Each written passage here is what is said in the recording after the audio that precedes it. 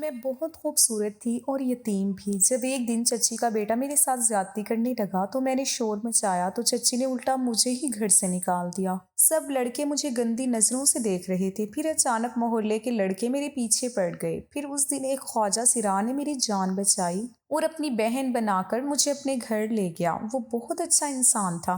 फिर एक रात अचानक मैं तेज तेज कदम उठाती उस सुनसान गली को जल्द से जल्द पार करने की कोशिश कर रही थी। लेकिन मैं जितना तेज कदम उठाने की कोशिश करती, मेरे कदम उतने ही लड़खड़ाने लगते। मेरे पीछे आते वो चार आवारा लड़के जिस तरह के बेहुदा जुमले मुझ पर कस रहे थे, मेरे कदमों तले से जमीन निकली जा रही थी। ना रास्ते का पता था, ना मंजिल की खबर। मेरी आंखों के गोशे भीग रहे थे और सामने का मंजर धुंधला गया था। अरे अकेली जा रही हो, हमें भी साथ ले चलो। कसम से इस कदर खूबसूरत हो कि हमारी रात बन जाएगी। पीछे से आते जुमलों ने मेरे होश उड़ा के रख दिए थे। मैंने मजीद तेजी से कदम बढ़ाने शुरू कर दिए थे। सर्दी की खनतिक रातें थीं और मगरिब के फौरन बाद ही सन्नाटा छाया जा रहा था। मैं शाम के वक्त घर से निकली थी और उस वक्त भी लोगों ने मुझे अजीब अजीब नजरों से देखा था।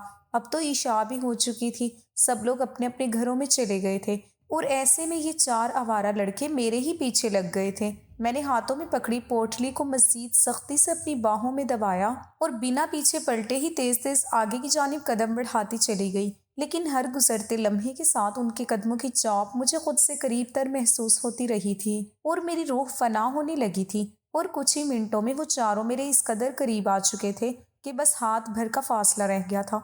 और फिर मुझे अपनी चादर के खींचे जाने का एहसास हुआ तो अपनी बेबसी पर कुछ आंसू मेरी पलकों से टूटकर मट्टी में खौफ से मेरा रवा रवा कांप रहा था। इस अंधेरी रात में अगर मैं चार लड़कों के हाथों लग जाती तो इससे आगे सोचने की भी मुझ में हिम्मत नहीं थी।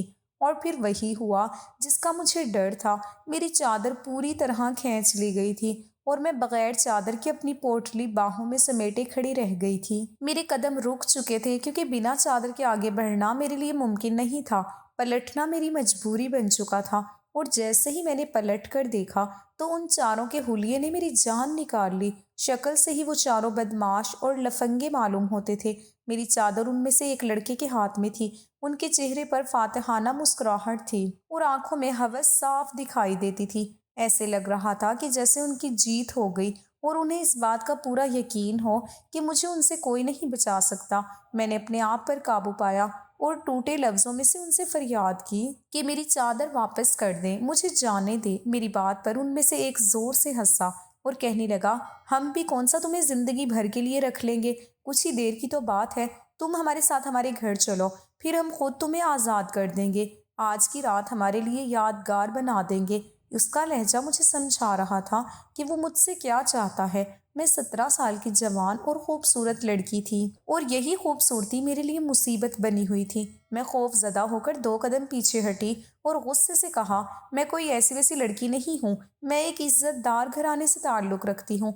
मेरी बात पर तो वो चारों ही पा लगा बैठे और कहने लगे, हम भी बड़े ही शरीफ हैं, ज़्यादा तंग नहीं करेंगे। अब सीधी हमारे साथ चलो, नहीं तो हमें ज़बरदस्ती करना भी आती है।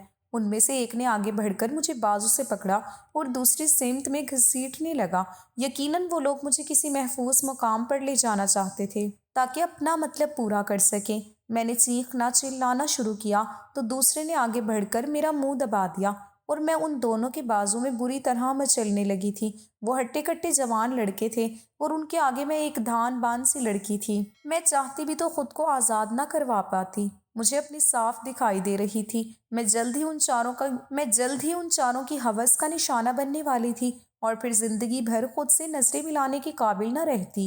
बेइख्तियार ही मुझे शाहमीर याद आया था। ना ही वो चच्ची के सामने अपने जज्बात का इजहार करता और ना ही चच्ची गुस्से में आकर मुझे घर से बाहर निकालती। शाहमीर की मोहब्बत ने मुझे कहीं का नहीं छोड़ा था। मैंने लाख बार उसे समझाया था कि चच्ची के सामने ऐसी कोई बात ना करना, लेकिन उसे यकीन था कि वो अपनी माँ को मना लेगा। मगर वही हुआ जिसका मुझे यकीन था। चच्ची को जैसे ही इल्म हुआ कि उनका इकलौता लाडला बेटा मुझ जैसी यतीम लड़की की मोहब्बत में पड़ गया है, चच्ची ने मुझे बालों से पकड़कर घर से बाहर निकाल दिया और साफ साफ लफ्जों में कह दिया कि मैं पलट के भी कभी दोबारा उनके घर की तरफ ना देखूं। چچی کے سوا مجھے کسی کا آسرا نہیں تھا، لیکن شاہ میر کی وجہ سے انہوں نے ایک پل بھی مجھے اپنے گھر میں رکنے نہ دیا۔ چچی کے قہر کے آگے شاہ میر کی بھی ایک نہ چلی تھی۔ جس محبت کا وہ دم بھرتا تھا وہ جھاگ کی طرح بیٹھ گئی تھی اور میں گلی میں بھٹکنے پر مجبور ہو گئی تھی، اور اب میری اسی مجبوری کا فائدہ یہ چار آوارہ لڑکے اٹھا رہے تھے۔ میری آنکھوں سے آنسو بہتے ہی چلے جا رہے تھے۔ میں نے دل ہی دل میں خدا سے فریاد کی کہ وہ مجھے اس ظلم سے بچا لے۔ میں بے آبرو نہیں ہونا چاہتی۔ شاید قبولیت کا کوئی لمحہ تھا کہ اسی وقت وہاں ایک لمبا چوڑا ہٹا کٹا خواجہ سرا پہنچ گیا۔ نہ جانے وہ کہاں سے آ رہا تھا۔ جب اس نے مجھے ان چاروں کے حصار میں دیکھا تو فوراً ہی سر پر آ پہنچا اور ان چاروں کو برا بھلا کہنے لگا۔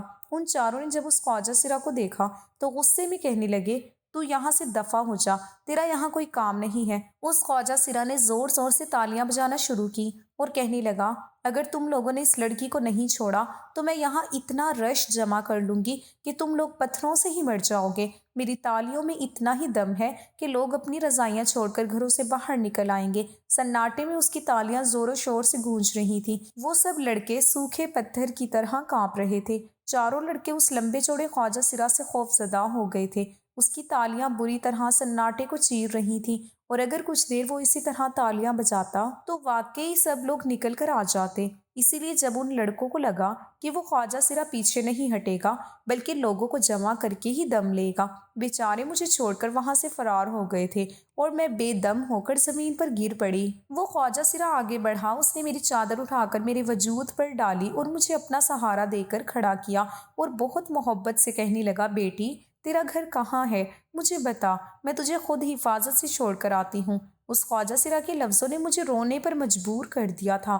میں نے روتے ہوئے اسے بتایا کہ میرا تو کوئی گھر نہیں، میرا کوئی نہیں ہے، میں تنہا ہوں، تبھی تو آدھی رات کو راستے پر ہوں، میں کہاں جاؤں گی؟ کب تک اپنی عزت بچاؤں گی؟ یہ لٹیرے مجھے جینے نہیں دیں گے، ہم جیسی یتیم لڑکیوں کا کوئی نہیں ہوتا۔ وہ خواجہ سرا میری باتوں کا پورا مطلب تو نہ سمجھ پایا تھا، لیکن اتنا ضرور جان گیا تھا کہ میں بے سہارا ہوں۔ اس نے مجھے سہارا دیا اور اپنے ساتھ لے کر چل پڑا۔ کچھ ہی دیر بعد ہم ایک چھوٹے سے گھر کے اندر تھے جو اس خواجہ سرا کا تھا۔ اس نے میرے سر پر ہاتھ رکھا اور کہنے لگا، آج سے تو میری چھوٹی بہن ہے، میرے ہوتے ہوئے تجھ پر کوئی بری نظر نہیں ڈالے گا۔ میں بے اختیار ہی اسے دیکھنے لگی تھی۔ مجھے تو میرے سگے رشتوں نے جھٹلا دیا تھا۔ وہ شاہ میر جو ہر وقت میری محبت کا دم بھرتا تھا، اپنی ماں کو ظلم سے نہ روک پایا تھا، تو پھر وہ خواجہ سرا کیوں مجھے اپنی بہن کا درجہ دے رہا تھا؟ میں نے آہستہ آہستہ اسے روتے ہوئے اپنی ساری کہانی سنائی، جسے سن کر وہ بھی غمگین ہو گیا اور کہنے لگا کہ بس آج سے تم یہی رہو گی اور اب میں تمہاری خوبصورت آنکھوں میں آنسو نہیں دیکھوں گی۔ اس دن کے بعد سے میرا ٹھکانہ اس خواجہ سرا کا گھر بن گیا۔ اس نے مجھے صرف چھوٹی بہن کہا ہی نہیں تھا، بلکہ جو عزت اور محبت مجھے دی تھی وہ بھی بالکل چھوٹی بہنوں والی ہی تھی۔ میں بھی اسے باجی کہنے لگی تھی۔ جب بھی میں اسے دیکھتی تو مجھے اپنے چچا چچی کی بے اختیار یاد آ جاتی، جنہوں نے اپنے ہونے کے باوجود مجھے پرایا کر دیا تھا۔ میرا قصور کیا تھا؟ صرف یہی نہ کہ ان کا بیٹا خود ہی مجھ سے محبت کرنے لگ گیا تھا۔ میں نے تو کبھی اس کے جذبات کی پذیرائی تک نہیں کی تھی، اور اس بات کی مجھے ایسی سزا دی گئی تھی کہ مجھے کپڑوں کی ایک پوٹلی کے ساتھ گھر سے باہر نکال دیا گیا۔ میں 2 سال تک عزت سے سر چھپائے اس خواجہ سرا کے گھر میں رہتی رہی۔ اس نے مجھے زندگی کی ہر آسائش مہیا کی تھی اور دنیا کی نظروں سے بھی چھپا لیا تھا، لیکن قسمت نے ایک دفعہ پھر آزمائش میرے مقدر میں لکھ دی تھی۔ پورے 2 سال بعد وہ خواجہ سرا اس قدر شدید بیمار ہوا کہ ناچنے گانے کے قابل بھی نہ رہا۔ اس کے پیسے کمانے کا ذریعہ اس کا ناچ گانا ہی تو تھا، لیکن کینسر جیسی بیماری نے اسے کسی قابل نہیں چھوڑا تھا۔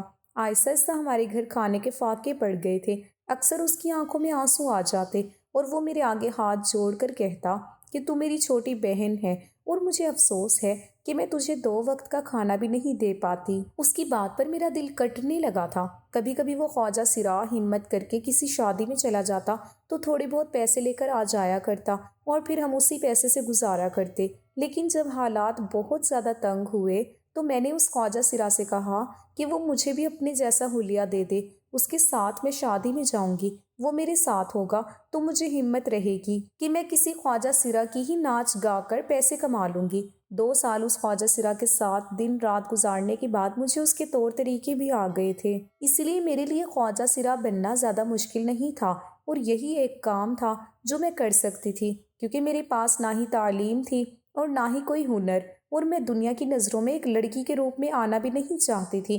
پہلے بھی میری عزت لٹتے لٹتے بچ گئی تھی، میں ایک دفعہ پھر اپنی عزت کا سودا نہیں کرنا چاہتی تھی۔ میری بات سن کر پہلے تو اس خواجہ سرا نے صاف منع کر دیا کہ تو چھوٹی بہن ہے میری، میں تجھے شادی میں ناچنے گانے کا کام نہیں کروا سکتی۔ لیکن جب ہم دونوں فاقوں پر مجبور ہوئے اور بھوک نے نڈھال کیا تو وہ میری بات پر راضی ہو گیا، اور اس نے میک اپ کے ذریعے میرا حلیہ کسی خواجہ سرا جیسا بنا دیا، اور اب ہم دونوں ایک ساتھ شادیوں میں جاتے، وہ پیچھے کھڑا ہو جاتا اور میں آگے بڑھ کر خوب ناچتی اور ایک خواجہ سرا کی طرح سب کے ساتھ پیش آتے۔ لوگ مجھ پر خوب پیسے نچھاور کرتے، سب مجھے ڈولی کے نام سے جاننے لگ گئے تھے، میرا خوب چرچا ہونے لگا تھا۔ ایک لڑکی ہونے کی وجہ سے میں پہلے ہی بہت خوبصورت تھی، اس پر سے جب میرا میک اپ کیا جاتا اور میں شادی میں جا کر ناچتی تو ہر کوئی میرے حسن کا دیوانہ ہو جاتا۔ ناچ گا کے جو پیسے مجھے حاصل ہوتے، میں ان پیسوں سے اپنا اور اس خواجہ سرا کا پیٹ پالنے لگی۔ اس کی دوائیوں پر بھی کافی پیسہ خرچ ہو جاتا تھا۔ ہم دونوں ایک دوسرے کے ساتھ خوش تھے۔ جیسے جیسے ہمارا خرچہ بھی چل رہا تھا، میں بھی اپنے چچا چچی شاہ میر سب کو بھول چکی تھی۔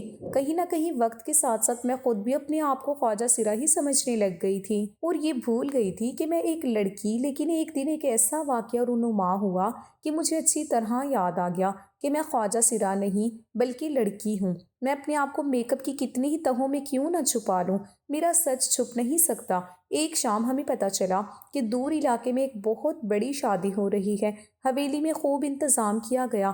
یہ سنتے ہی آپ ہی کہنے لگی کہ ڈولی، یہ شادی ہمارے لیے بہت اچھی ثابت ہو سکتی ہے، ایسے لوگ ہم جیسے لوگوں پر بہت پیسہ خرچ کرتے ہیں۔ میں یہ بات سن کر ہنس پڑی اور کہنے لگی پھر تو ہم ضرور شام ہوتے ہی چلے جائیں۔ ہم دونوں تیار ہوئے اور اس شادی میں پہنچ گئے۔ آپی کی طبیعت کچھ ٹھیک نہیں تھی، وہ ایک جگہ بیٹھ گئی اور میں نے آگے بڑھ کر سٹیج پر ترکنا شروع کر دیا۔ دیکھتے ہی دیکھتے میرے ارد گرد لوگوں کا ہجوم لگنا شروع ہو گیا۔ لوگ مجھ پر دھڑا دھڑ پیسے لٹا رہے تھے اور میں ناچنے کے ساتھ ساتھ ان پیسوں کو جمع کرنے کا بھی کام کر رہی تھی۔ وہاں کچھ اور رقص کرنے والی عورتیں بھی موجود تھیں۔ ایک عجیب سا ماحول بنا ہوا تھا، مجھے خود اپنا بھی ہوش نہیں تھا، اور اسی دوران کسی نے میرا ہاتھ پکڑ کر مجھے کھینچا تھا۔ شور شرابے میں مجھے کچھ بھی سمجھ نہ آیا اور میں خود کو سنبھال نہ سکی اور کھینچتی ہی چلی گئی۔ کوئی مجھے تیزی سے پکڑ کر حویلی کے اندر لے گیا، اور جو میں نے اندر جا کر اس شخص کا چہرہ دیکھا تو مجھے یاد آ گیا کہ وہ اس حویلی کا مالک تھا، اسی کے گھر کی شادی تھی، اور نہ جانے کیوں وہ مجھے اندر گھسیٹتا ہوا لے آیا تھا۔ مجھے بہت زیادہ خوف آ رہا تھا۔ آپی کو بھی میرے بارے میں کچھ پتہ نہیں تھا۔ حویلی اندر خالی پڑی تھی، سارا شور شرابہ باہر تھا، اور باہر آوازیں اتنی تھیں کہ میرے چیخنے چلانے کی آواز بھی کسی کو سنائی نہیں دی تھی۔ میں نے اپنا ہاتھ اس آدمی کے ہاتھ سے چھڑانا چاہا، لیکن میرا ہاتھ چھوڑنے کی بجائے وہ مجھے کھینچتا ہوا حویلی کے کمرے میں لے گیا۔ اس نے دروازے کی کنڈی چڑھا دی تو میرا سانس لینا بھی دوبر ہو گیا تھا۔ میں بری طرح چیخی اور کہا کہ مجھے یہاں کیوں لائے ہو، مجھے باہر جانے دو۔ لیکن اس نے میری باتوں کا کوئی جواب نہ دیا اور خاموشی سے جا کر ایک الماری کھولی، اس سے ایک چھوٹا سا صندوق نکالا اور میرے سامنے لا کر رکھ دیا۔ میں گھبرائی ہوئی نظروں سے اسے دیکھ رہی تھی، اور جیسے ہی اس نے نظر اٹھا کر مجھے دیکھا تو میری جان نکل گئی۔ اس کی آنکھیں سرخ مائل ہو رہی تھیں، ایسا لگ رہا تھا کہ جیسے وہ شراب کے نشے میں مدہوش ہو۔ بے اختیار ہی مجھے آپی کا خیال آنے لگا۔ پتہ نہیں انہوں نے مجھے حویلی کے اندر آتے دیکھا بھی تھا یا نہیں۔ میں نے اپنی پوری ہمت جمع کی اور اس آدمی سے سختی سے کہا کہ مجھے جانے دیں، میرے ساتھ اگر کوئی زور زبردستی کی تو اچھا نہیں ہوگا۔ میرا نام ڈولی ہے، ڈولی۔ وہ آدمی میری طرف دیکھ کر مسکرایا اور کہنے لگا تمہارا نام ڈولی نہیں بلکہ فضا ہے، یہ بات میں بہت اچھی طرح جانتا ہوں۔ اس آدمی کی اس بات پر میری ریڑھ کی ہڈی سے عجیب سی لہر دوڑی تھی۔ مجھے تو لگا تھا کہ وہ مجھے خواجہ سرا ہی سمجھا ہوگا، لیکن وہ تو میری حقیقت سے واقف تھا۔ مگر وہ کون تھا جسے میرے اصلی نام سے بھی واقفیت تھی؟ میں نے گھبرا کر انکار کیا اور کہا کہ میں کوئی فضا نہیں ہوں، میرا نام ڈولی ہے، میں ایک خواجہ سرا ہوں، میرا کام ہے شادی میں ناچ گا کر پیسے کمانا۔ تم پتہ نہیں مجھے یہاں کیوں لے کر آئے ہو، یقیناً تمہاری نیت ہی خراب ہے۔ وہ آدمی دھیرے سے مسکرایا اور ایک ایسی بات کہی جسے سن کر میرے قدموں تلے سے زمین نکل گئی۔ میں نے غیر یقینی سے اسے دیکھا، لیکن اس کے چہرے پر لکھا تھا کہ جو کچھ وہ کہہ رہا ہے وہ سچ ہے۔ اور پھر جیسے ہی اس نے اس صندوق کو کھولا تو میرے ہوش اڑ گئے۔ اس نے اپنی بات کو ثابت کر دیا تھا اور میں اپنی جگہ حیران رہ گئی تھی۔ قسمت نے کیسا کھیل کھیلا تھا۔ میں ایک خواجہ سرا کے روپ میں حویلی میں ناچنے کے لیے آئی تھی، اس حویلی کا مالک کہہ رہا تھا کہ میں اس کی بیٹی ہوں۔ شاید میں اس کی بات پر کبھی یقین نہ کرتی اگر وہ میرے سامنے رکھے صندوق کو کھول کر ساری حقیقت مجھے نہ دکھاتا۔ جیسے ہی اس نے مجھے بتایا کہ وہ میرا باپ ہے، میں نے فوراً انکاری میں سر ہلا دیا اور کہا کہ یہ جھوٹ ہے، مگر اس نے صندوق میں بہت سی تصاویر اور خطوط نکالے اور میرے آگے رکھ دی۔ وہ تصویر اس آدمی کی شادی کی تھی اور اس کے ساتھ کھڑی عورت کوئی اور نہیں بلکہ میری ماں تھی، وہ ماں جو میرے ماں باپ کے انتقال کے بعد مجھے چچی کے رحم و کرم پر چھوڑ کر نہ جانے کہاں چلی گئی تھی۔ میں نے نفرت سے اپنی ماں کی طرف دیکھا اور اس آدمی سے کہا کہ نہ ہی یہ عورت میری ماں ہے اور نہ ہی اس کے حوالے سے تم میرے باپ لگتے ہو، میں اس عورت کو نہیں جانتی۔ میں نے نفرت سے ان تصاویر سے نگاہ موڑ لی تھی۔ اس آدمی نے بہت محبت سے میری طرف دیکھا، مجھے بستر پر بیٹھایا، خود میرے قدموں میں بیٹھ گیا اور کہنے لگا کہ تم صرف 8 سال کی تھی جب تمہارے والد کا انتقال ہو گیا۔ یہ غم تمہاری ماں پر کسی پہاڑ کی طرح ٹوٹا تھا، لیکن اس سے بھی بڑا صدمہ انہیں اس وقت پہنچا جب تمہاری دادی اور چاچی نے مل کر تمہیں تمہاری ماں سے جدا کیا اور انہیں گھر سے نکال کر باہر کیا۔ تمہارے نام پر تمہارے باپ کی بہت سی جائیداد تھی اور تمہارے چچا کی نیت خراب تھی، اسی لیے انہوں نے اپنی ماں کے ساتھ مل کر ایک کھیل رچایا اور تمہاری ماں کو بدنام کر کے گھر سے باہر نکال دیا۔ تمہاری ماں میرے ماموں کی بیٹی تھی۔ جب وہ لوٹی پٹی گھر سے نکلی تو میرے پاس چلی آئی، میں نے اسے سہارا دیا، اس کی عدت ختم ہوئی تو میں نے اس سے نکاح کیا۔ میں تمہیں ان ظالم لوگوں سے واپس لینا چاہتا تھا، لیکن ان لوگوں نے گھر تبدیل کر لیا تھا اور کسی کو نہیں پتا تھا کہ وہ لوگ کہاں چلے گئے، اسی لیے میں اور تمہاری ماں کبھی تمہیں ڈھونڈ ہی نہیں پائے تھے۔ تمہاری ماں ساری زندگی تمہارے غم میں نڈھال رہی، اس کی ہر سانس تمہارا نام پکارتی تھی۔ ہم دونوں کی کوئی اولاد بھی نہ ہوئی اور پھر ہم نے ایک بچے کو یتیم خانے سے گود لے لیا۔ تمہاری ماں کا تھوڑا دل بہل گیا، لیکن پھر بھی یتیم خانے سے آنے والا بچہ تمہاری کمی کو دور نہ کر سکا۔ تمہاری ماں تمہاری ہی ہے اور وہ بیمار رہنے لگی اور کچھ ہی سالوں پہلے اس کا انتقال بھی ہو گیا۔ وہ اکثر تمہارے نام خط لکھا کرتی، لیکن ان خطوط کو پوسٹ کرنے کے لیے کوئی پتہ بھی نہیں تھا۔ تمہاری ماں ایک نیک عورت تھی، اس نے نہ تمہارے باپ سے بے وفائی کی، نہ وہ تمہیں چھوڑنا چاہتی تھی۔ بس تمہاری دادی اور چچا نے مل کر جائیداد کی ہوس میں تمہاری ماں اور تمہیں الگ الگ کر دیا، اور نہ جانے تمہیں تمہاری ماں کے حوالے سے کیا کچھ بتایا گیا ہوگا۔ لیکن میں تمہاری ماں کے کردار کی گواہی دیتا ہوں۔ اس آدمی نے بہت ساری تصاویر اور خطوط نکال کر میرے ہاتھ میں پکڑا دیے، ان میں سے کئی تصاویر تو میرے بچپن کی تھی۔ اپنی ماں کا سننے کے بعد میری آنکھوں سے آنسو بہہ رہے تھے۔ میں ساری زندگی اپنی ماں کو کوستی آئی تھی کہ میری ماں نے کیوں مجھے چچی کے رحم و کرم پر چھوڑ دیا، لیکن یہ تو مجھے آج پتہ چلا کہ میری ماں پر کتنا بڑا ظلم ہوا تھا۔ میں نے حیرت سے اس آدمی سے پوچھا جو میرا سوتیلا باپ تھا، آپ نے مجھے کیسے پہچان لیا؟ وہ دھیرے سے مسکرایا اور کہنے لگا کہ تم ہو بہو اپنی ماں کے جیسی ہو۔ اتنے لوگوں کے درمیان رقص کرتے ہوئے میری نظر تمہارے کندھے پر پڑی تو میں حیران رہ گیا تھا، کیونکہ تمہارے کاندھے پر بالکل وہی نشان تھا جو تمہاری ماں کے کاندھے پر تھا۔ اور پھر جب میں نے غور سے تمہیں دیکھنا شروع کیا تو تمہاری ہر حرکت، اٹھنا بیٹھنا، چلنا پھرنا، سب کچھ تمہاری ماں جیسا ہی تو تھا۔